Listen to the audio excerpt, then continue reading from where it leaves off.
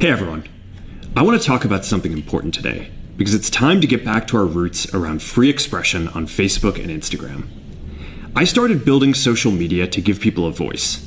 I gave a speech at Georgetown 5 years ago about the importance of protecting free expression, and I still believe this today. But a lot has happened over the last several years. There's been widespread debate about potential harms from online content. Governments and legacy media have pushed to censor more and more.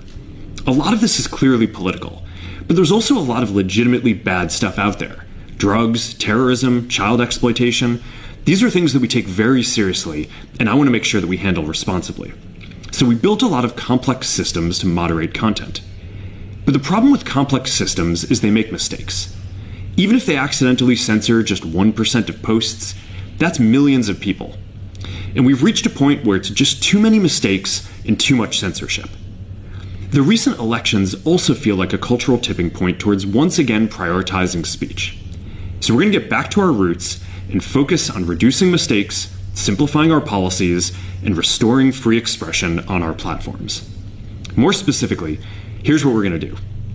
First, we're going to get rid of fact checkers and replace them with community notes similar to X, starting in the US.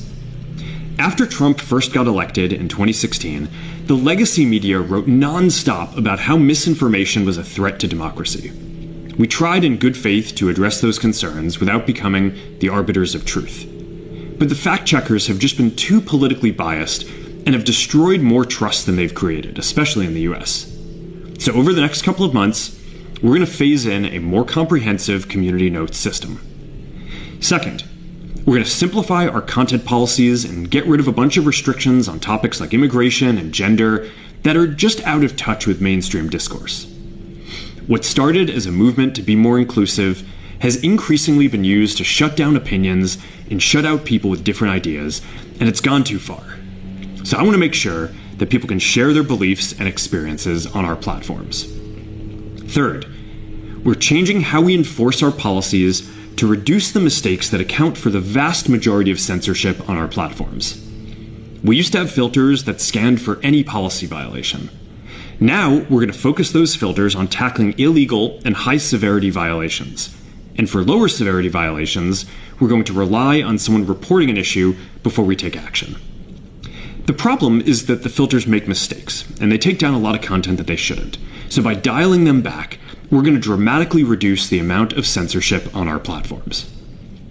We're also going to tune our content filters to require much higher confidence before taking down content. The reality is that this is a trade-off. It means we're going to catch less bad stuff, but we'll also reduce the number of innocent people's posts and accounts that we accidentally take down. Fourth, we're bringing back civic content. For a while, the community asked to see less politics because it was making people stressed. So we stopped recommending these posts. But it feels like we're in a new era now, and we're starting to get feedback that people want to see this content again. So we're going to start phasing this back into Facebook, Instagram, and Threads while working to keep the communities friendly and positive.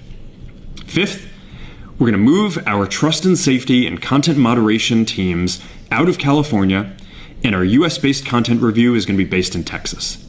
As we work to promote free expression, I think that it will help us build trust to do this work in places where there is less concern about the bias of our teams. Finally, we're going to work with President Trump to push back on governments around the world that are going after American companies and pushing to censor more. The US has the strongest constitutional protections for free expression in the world. Europe has an ever-increasing number of laws institutionalizing censorship and making it difficult to build anything innovative there. Latin American countries have secret courts that can order companies to quietly take things down. China has censored our apps from even working in the country. The only way that we can push back on this global trend is with the support of the US government. And that's why it's been so difficult over the past 4 years when even the US government has pushed for censorship. By going after us and other American companies, it has emboldened other governments to go even further.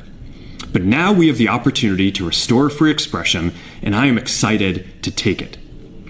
It'll take time to get this right, and these are complex systems. They're never going to be perfect. There's also a lot of illegal stuff that we still need to work very hard to remove.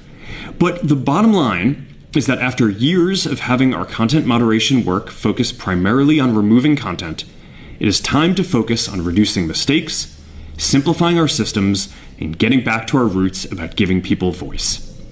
I'm looking forward to this next chapter. Stay good out there, and more to come soon.